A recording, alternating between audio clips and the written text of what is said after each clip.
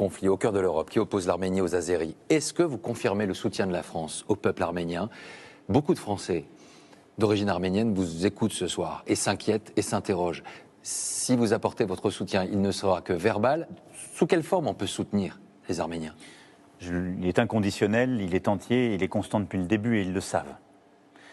Ces derniers jours, nous avons vécu des crimes inacceptables et des opérations de guerre au Nagorno-Karabakh, c'est-à-dire dans cette région qui a été reprise par l'Azerbaïdjan à l'automne-hiver 2020 dans des conditions terribles, et où le droit des minorités, et en particulier de plusieurs chrétiens qui vivent là-bas, de populations d'origine arménienne qui vivent sur ce sol, ont été complètement bafoués. Comment faire pour empêcher que ça se continue et que ça se prolonge? Nous allons et nous continuerons de nous mobiliser sur le plan humanitaire pour venir en secours des populations qui sont au Nagorno-Karabakh et venir les aider sur la question alimentaire et les secours. La deuxième chose, nous apportons un soutien politique pour que, dans la seule paix durable qui peut être négociée, passer des heures de discussion entre le président de l'Azerbaïdjan et le Premier ministre d'Arménie, le droit des minorités, en particulier au Nagorno-Karabakh, soit respecté.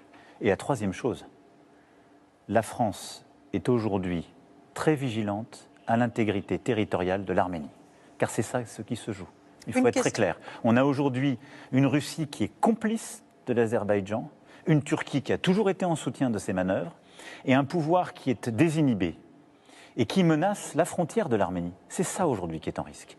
La France se tiendra aux côtés du peuple arménien de manière claire et aux côtés du droit international, à chaque fois.